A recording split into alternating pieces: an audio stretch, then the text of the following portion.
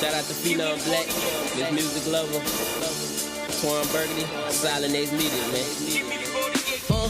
Mindset of a young nigga with idle time. They say a devil's workshop is an idle mind. This hip hop infiltrated by a wicked built industry. I'm here representing for the underground. Independence, Fifth Amendment, freedom of speech, the revolution is pending. But it's cool cause you see we on a mission. Television off, this a viral petition. Man, and I hope you pay attention. The WM48, we keep it real.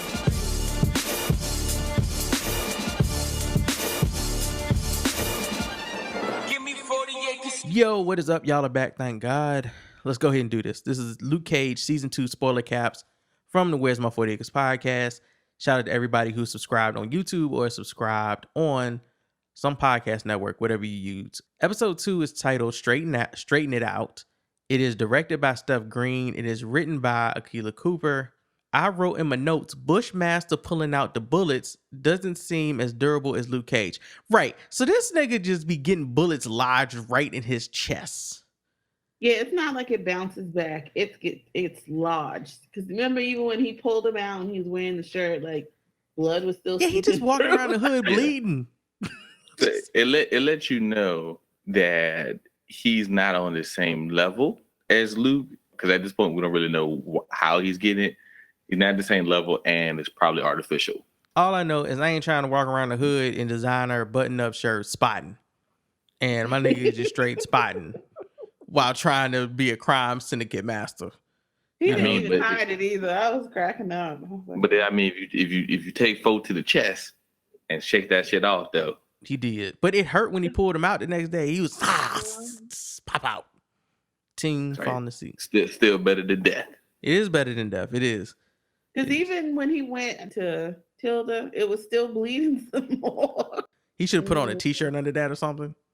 Yeah. One of them Under Armour shirts. They got an Under Armour shirt for bleeding. He could have put that on. Under Armour got a shirt for everything. They do. So I'm pretty sure they got something that stops the blood flow from out your chest if you get shot.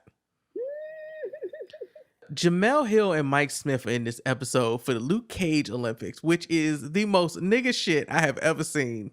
They got this man doing his own Olympics by himself. And it's like, let's just do these random categories to show how strong Luke Cage is. And it's like, or we could just shoot him. That's what I think Mike and Jamel, they got from ESPN. They got their little cameo in that shit because they were big fans. Well, Mike Smith was geeking hard as fuck. Like, yeah, because they were big fans of the show. Because they interviewed with Luke and they were like, with Mike Kotler and stuff, and they were like, hey, because I remember them saying like, hey, we get on the show, we want to get on the show and stuff like that. So then when I saw it in this one, I was like, oh, it happened. They got on the show like they wanted. I mean, good for them. That's just, I mean, it's cool. They just get to do cool shit. I don't know why Todd Bowles was there. That was just kind of random. They had a lot of ESPN folk that I was kind of like, because later on another ESPN nigga shows up, and I don't like that nigga. Oh.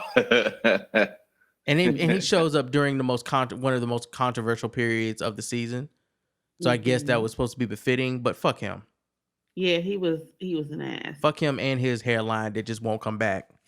Somebody told MK that she was Jordan playing for the Wizards. And I don't know if that was them trying to tell her she needed to retire or... They were kind of, she was like, I'm still Jordan though. True. But the Wizards. Yeah, that was 90. Was that 90 starts off problematic? Yeah. Because 90 she is corny, dog. Yeah, they have a history, and 90 still holding on that Misty's took her spot on the team, like as a year under her. And Misty ain't no spring chicken, so she been holding on to that shit for at least 25 years. She been holding on to that shit for a while. And then she became a cop, and then Misty's a better cop. So she just can't get away from Misty. That's her fault for becoming a cop. Out of all of New York City, she can't get away from Misty. Right. And you think it's friendly at first? Like it's two people, like just they friends, they going back and forth at each other. And then as the season progresses, you're like, there's some shit there. Yeah. Their relationship is weird because like sometimes they connect on an intimate friend level, and then other times they should not be around each other at all because there is no connection whatsoever. There's no amicability between them at all. and they Because really the just white want to guy kick each just other's kinda ass. was like, oh, okay. They also keep holding over Misty's head what happened with Scarf. So for people who don't remember, Scarf was her partner that was a dirty cop, just out and out a dirty fucking cop. And I think he ended up dying last season or whatever. I don't know. I don't Yeah, remember. he died. Sure. He got killed last season. I forgot. Well, he got killed I in forgot last who he season got- or Defenders? No, last season. Last He got season, killed okay. last season. Mm-hmm. Who? Scarf. Yeah. Her dirty cop I can't partner. remember who shot him because I remember he was running from them and then he ended up getting shot. But like they were trying to get him to the hospital, but he didn't make it. Good for him. He's a bastard anyway. So this is what we was talking about last episode. Misty Knight at this point for the rest of the season gotta make a list of everybody who's made a joke about her arm and go back and whoop their ass after she goes to see Danny, you know. Yep. Cause they just dropping the one arm jokes and won't none of them shit's funny, dog. The white dude later in the season though, when they were having dinner, I kind of liked his stuff. Again, bastards. But is this Bunch the of one bastards. where the chief said something to her about the arm, saying it made people uncomfortable or something like that? I'm sure Rittenhauer did say that bullshit. And I was saying, like, are you fucking kidding me? He a flaky nigga. He doing dirty shit this season, and we're not there yet. Let's just. I hate dirty niggas. Get on my nerves, man. He just a dirty dude. Even though he trying to act like he righteous, but he dirty as fuck. Very dirty. And he's nope. Let me stop. Yeah, no, don't do it. Let me stop. Let me stop. Let me stop. So this is when we get into Bushmaster going to, I guess, Tilda or whatever, and they talking about this nightshade shit. Mm-hmm. He needs his herbs. But he goes in with a list of things. It's not just for nightshade. You got to pull the nightshade out of the special drawer. Yeah, I think that the nightshade is like that active ingredient. That's the shit that sets it off. Right. It's the homegrown Jamaican flower. So that's what he is trying to get. From the Blue Mountain. The man on the mountain. The man on the hill. The man at the top of the hill. Oh yeah, that little Jamaica's always got a story this season. I know. Man. It was a good one though, because when the guy was talking, telling the story, I was like, oh wow. Let me sit down and really tell you what's going on in the boy up the hell now. Like, okay, calm down, sir. I was like, man, I'm about to go get me a beef patty somewhere. You heard it, shit you say. Me and that rude boy put the gold in. I go up the hill now. You see him. Calm down, sir. Calm down. I don't know what you just said. You're like, sir, I just asked you what the weather was outside. Are you looking for the apples? Sir. I don't know what you just said. What are you looking for? Where's M Street? I don't know. I'm sorry. Simple question, sir. Me not around and talk to you. Them not tell me. Nope. It's too many pronouns. I don't know what you're saying. Is that 10:45, sir? It's too many pronouns. I don't know what that means. What are you saying? I'm sorry. It's just a lot of Jamaicans. It's a lot of Jamaicans this season. It felt like I was watching Shadows. It's just wow.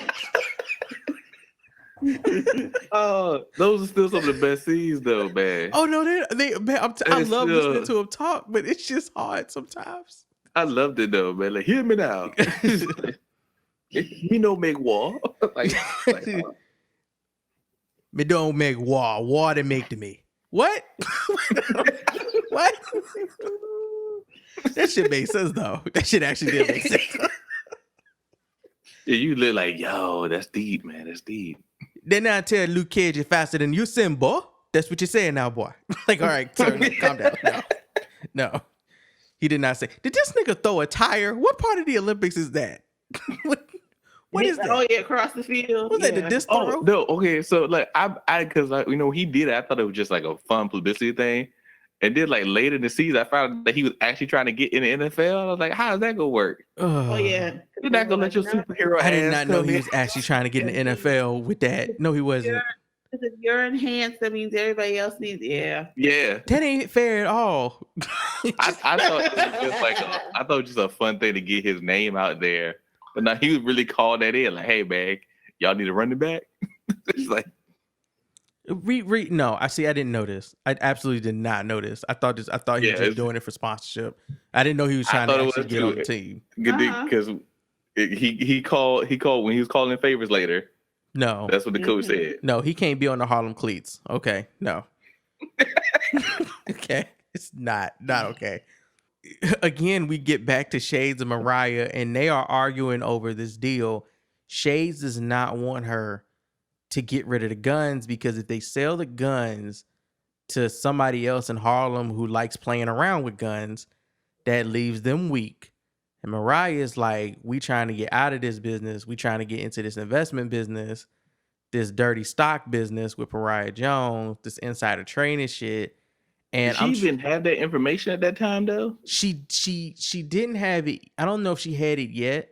There's a lot of points in the season where they kind of like those filler spots in these episodes, these first 4 episodes, kind of get all mixed up because they string out stuff over 3 episodes that they could have done in 1 episode.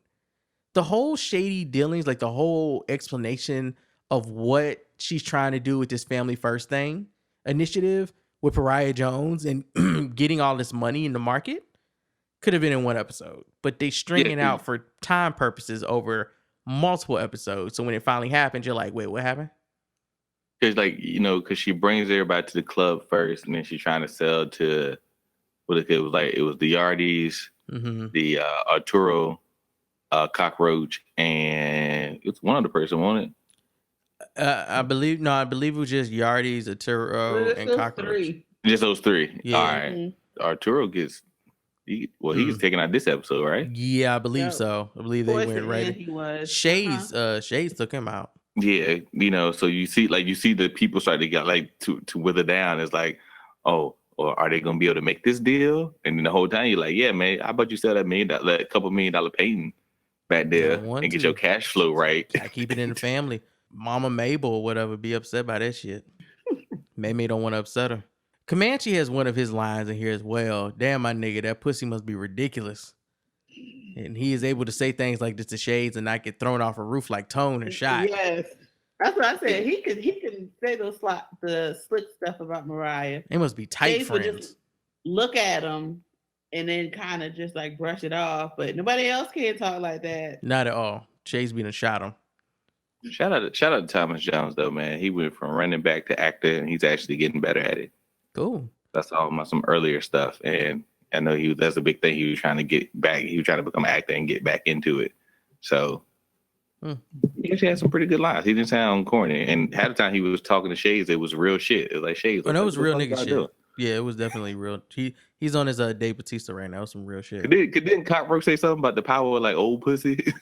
Cockroach said a lot of things in this episode, especially when they was at that bar scene in the club that first night. Yeah, Cockroach said a couple of weird shit. Cockroach was dirty from the start, right? You just don't like his character from the start. Oh, he played hate like you hated him so much. Yeah, fuck him. And I don't know where the fuck he got that 6-barrel shotgun from, but dog, they just found that shit. He's in the car. Knock his shoulder out of socket and everything. Bruh. The fact that she could pop it back in, but he's durable, how does that work? Shouldn't he be the only person that can pop it in? Well, I mean, because it ain't like his arm is like heavy or made out of metal or something, so it's still an arm. Just incredibly durable. Yeah. Okay. You know, this makes me want to go back now and be like, did she ever give him stitches? Like, I just want to go back and see. Or did she just apply ice to him a lot? Because honestly, she didn't need to be a nurse to just do that. You remember, like, you know, when they first showed him in Jessica Jones, you know, they took her to the hospital and they tried to put needles in him and it didn't work and shit like that. You know, but she's always healing him up. But I'm like, what is she actually doing other than giving that nigga ice bags? I don't know. Like, I want to say she did maybe stitch him up, I guess. I know Claire and Cage get into an argument this episode. They kind of argue this whole, they're just on the out and out. That's right. You need to talk to your daddy. You got daddy issues. Okay, I kind of don't understand if somebody tells you that their parent was abusive. He didn't really say he was abusive. He just said he didn't like that nigga. I mean, but his daddy was abusive. His daddy clearly was abusive, my nigga.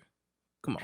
Like, I mean, I thought he was just mad at daddy for the way they handled once he went to jail. I mean, he was. I mean, I think it was a lot of things because it was about him going to jail, and he said that his dad didn't believe that he was innocent, and then the whole thing with Diamondback, that was a huge thing. Like, oh, I got a a whole brother, like that was a big thing too. So that was another lie. It's just a lie, and she's pushing it. Like she's really pushing. You need to go talk to your father. You won't be able to deal with this. And I'm like, but you don't know his daddy. Right. I agree. Like, I just felt like that kind of came out of nowhere, right? For her character to be so adamant about pushing him to go talk to his dad. Well, I mean, I think she saw like the anger coming out of him. But she don't know his daddy though. Like, yeah, but she knew the anger that she was seeing come out in his actions stems from that. And it was more like, you need to go and deal with this shit before it consumes you. Right. I guess. I don't know. I just felt like it was forced. But yeah, I mean, I get it, but I think it's one thing to say, oh, well, I see, these issues with your father affecting you and how you interact, with me and everybody else and how you deal with anger. But I don't think the right choice was to just by default go to the father. Yeah.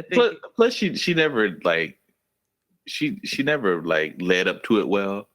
It wasn't like, hey man, Luke, let's talk, man. I see some shit going on, man. You need to go see your daddy. It's like you need to go tell your daddy. You need to go see your That's daddy. what's wrong with you right now. Yeah. You're up here just beat niggas up. That's what you do now. Go see your daddy. Right. It wasn't even. Yeah. It wasn't like let me help you. With this, it was more like a. It always came from an argument. Honestly, what his dad does to him, just fussing and Well, he was like, "Are you gonna talk at me or talk to me?" Right.